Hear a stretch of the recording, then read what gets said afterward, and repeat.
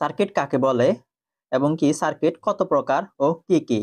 Current চলাচলের সম্পূর্ণ পথকে সার্কিট বলে। ধরুন আমি এখানে একটা সার্কিট নিছি, এটার মধ্যে যখন আমি এখানে সুইচটা অন করব, অন করার পর দেখতে পাচ্ছেন পরিপূর্ণভাবে আমার এখানে কিন্তু সার্কিটটা হয়ে গিয়েছে। মানে হচ্ছে কারেন্ট যেহেতু চলাচল করতে পারতেছে, সেটাই হচ্ছে একটা সার্কিট।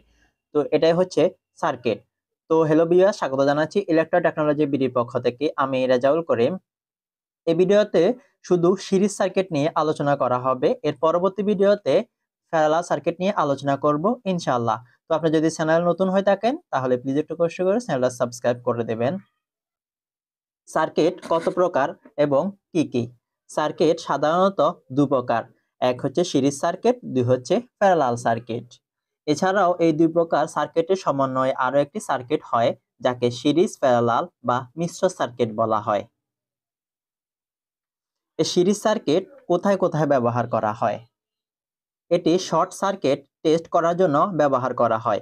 ওভার ভোল্টেজ প্রোটেকশনের জন্য এই সার্কিট ব্যবহার করা হয়। কখনো কখনো টেলিভিশনেও সিরিজ সার্কিট ব্যবহার করা হয়।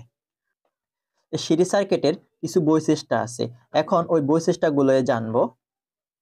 এক নম্বর হচ্ছে সিরিজ সার্কিটে সংযুক্ত বিভিন্ন রেজিস্টর বা লোডের মধ্যে দিয়ে একই কারেন্ট প্রবাহিত হয়, অর্থাৎ I equal I1 equal I2 equal I3 dot dot dot dot. উদাহরণ হিসাবে বলতে পারি, ধরুন আপনি 1 টাকা 10টা কয়েন নিছেন, একই সিরিয়ালে রাখছেন। তো এক নাম্বারটা যদি হয় I, তাহলে হচ্ছে বাকি যে 9টা আছে সেগুলো হবে হচ্ছে equal I1 equal I2 equal I3 equal I4 ইত্যাদি ইত্যাদি। 2 নম্বর হচ্ছে সিরিজ সার্কিটে সংযুক্ত প্রতিটি রেজিস্টর বা লোডের ভোল্টেজ ড্রপের যোগফল সার্কিটে প্রয়োগকৃত ভোল্টেজের সমান, অর্থাৎ B equal B1 plus B2 plus B3 dot dot dot dot. উদাহরণ হিসাবে বলতে পারি, এখানে দেখুন এই সার্কিটটার মধ্যে একটু লক্ষ্য করুন। এখন যদি আমি এখানে সুইচটা দিই তাহলে কি হচ্ছে, আমি আমার এখানে যে 12 ভোল্ট নিছি, তো আমার এই 12 ভোল্টটা কি হয়েছে, 12 ভোল্টটা কিন্তু এখানে ভাগ হয়ে গেছে। দেখুন আমার বাম পাশের যে বাল্বটা আছে এখানে কিন্তু আছে কত, 8 ভোল্ট, আর তারপর হচ্ছে বিস্কানে আছে 4 ভোল্ট। তাহলে কত হয়েছে, 8 এ 4 এ 12 ভোল্ট। এখানে ভোল্টেজটা কিন্তু ভাগ ভাগ হয়ে গিয়েছে, ঠিক আছে? তো ভাগ ভাগ হয়ে যাওয়ার ক্ষেত্রে তাহলে কি হচ্ছে, যদি এটা ভাগ ভাগটা যোগ করে ফেলেন তাহলে কি হয়, তাহলে আমাদের টোটাল 12 ভোল্ট হয়। তো তাহলে নিচে আমি সাপ্লাই দিছিও 12 ভোল্ট, তাহলে আমি ভাগটাকে যখন একসাথে যোগ করতেছি তাহলে কি হচ্ছে, তাও আমার হচ্ছে কি 12 ভোল্ট। তো 2 নম্বর বৈশিষ্ট্য হচ্ছে এটা। 3 নম্বর হচ্ছে সিরিজ সার্কিটে সংযুক্ত রেজিস্টর বা লোড সমূহের রেজিস্টরগুলোর যোগফল মোট রেজিস্টরের সমান, অর্থাৎ R equal R1 plus R2 plus R3 dot dot dot dot. উদাহরণ হিসাবে আমি বলতে পারি, ভোল্টেজটা যেমন ঠিক রেজিস্টরটাও ঠিক সেভাবে কাজ করে থাকে। রেজিস্টরের হচ্ছে এখানে সিরিজ সার্কিটে সংযুক্ত রেজিস্টর বা লোড সমূহের রেজিস্টরগুলোর যোগফল। যোগফল হচ্ছে যতগুলো আমার এখানে লোড থাকবে ওই লোডের রেজিস্টরগুলো যোগ করলে যে ফল পাবো সেটা হচ্ছে আমার যে মোট রেজিস্টরের সমান। আশা করি বুঝতে পারছেন। তো সিরিজ সার্কিটের কিছু সুবিধা অসুবিধা আছে। ধরুন আমি এখানে যে সার্কিটটা নিয়েছি এই সার্কিটটার মধ্যে আমি চাইলে একটা মাত্র সুইচ দিয়ে পুরো সার্কিটটাকে কন্ট্রোল করতে পারতেছি। এখন আমি যদি এখন এই সুইচটা বন্ধ করে দিই তাহলে কি হবে, আমার পুরো সার্কিটটাই বন্ধ হয়ে যাবে। এই যে দেখতে পাচ্ছেন আমি এখানে সুইচ দিলে পুরো সার্কিটটা অন হচ্ছে এবং কি সুইচটা অফ করে দিলে পুরো সার্কিটটাই বন্ধ হয়ে যাচ্ছে। তো এটা হচ্ছে একটা সুবিধা।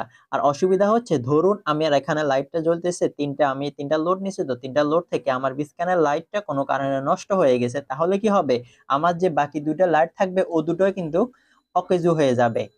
কারণ একটা যেহেতু নষ্ট, এটা যেহেতু সিরিজে, তাহলে বাকিগুলো কি হবে, নষ্ট হয়ে যাবে। ধরুন এখানে আরো অনেকগুলো লোড আছে, সেগুলো কি হবে, নষ্ট হয়ে যাবে। আরো সহজভাবে বলতে গেলে দেখবেন, বিয়ে বাড়ির ডেকোরেশনের যে লাইট গুলো লাগানো হয়, বিয়ে বাড়িতে যে লাইট গুলো লাগানো হয়, ডেকোরেশন হলারা যে লাইট গুলো লাগায় ওগুলোর মধ্যে লক্ষ্য করবেন। আপনি এখানে লক্ষ্য করুন, আমি দেখাচ্ছি। এই যে ধরুন এখানে সবগুলো লাইট কিন্তু জ্বলতেছে, দেখতে পাচ্ছেন? ওই যে সামনের দিকে যে লাইট গুলো আছে এগুলো কিন্তু জ্বলতেছে। শুধুমাত্র এই যে আমার সামনে একটা মাত্র লতা জ্বলতেছে না। এটা কেন জ্বলতেছে না, এই লতাটার মধ্যে পাওয়ার আছে ঠিকই, ওই সিরিজ হওয়ার কারণে একটা বাতিতে সমস্যা। ওই বাতিটা যেহেতু সমস্যা, সেক্ষেত্রে কি হচ্ছে, বাকি বাতিগুলোকে কিন্তু অফ করে রাখছে, যেহেতু এটা সিরিজে কারেন্ট প্রবাহিত হয়। বুঝতে পারছেন আশা করি।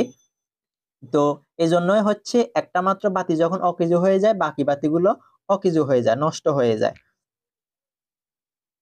সিরিজ সার্কিটের মধ্যে আরেকটা অসুবিধা হচ্ছে, আপনি চাইলেও সিরিজ সার্কিটের মধ্যে অনেকগুলা বাতি একই সাথে সিরিজের মধ্যে কানেকশন করে লোডে আপনি ইউজ করতে পারবেন না। কেন পারবেন না?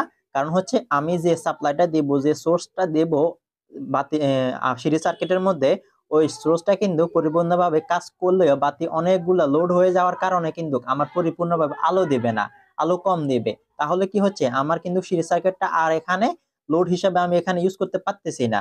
তো এটাই হচ্ছে অসুবিধা। সিরিজ সার্কিট আপনি চাইলে অনেকগুলো লোড একসাথ করে, ধরুন আপনি 220 পাওয়ারটাই দিলেন, দেওয়ার পরেও কিন্তু অনেকগুলো লোড যখন একসাথ হয়ে যাবে তখন কি হবে, ভোল্টেজ ভাগ হয়ে যাওয়ার কারণে বাতিতে আলো দিবে কম। আলো না দেওয়ালে তো আপনি এই লোডটা ইউজ করবেন না, এই সার্কিটটা ইউজ করবেন না। আশা করি বুঝতে পারছেন যে সিরিজ সার্কিট সম্পর্কে। তো যদি ভিডিওটা ভালো লেগে থাকে তাহলে অবশ্যই একটা লাইক করে দেবেন। এর পরবর্তী ভিডিওতে সিরিজ সার্কিটের প্র্যাকটিক্যালি ভিডিও দেব ইনশাআল্লাহ।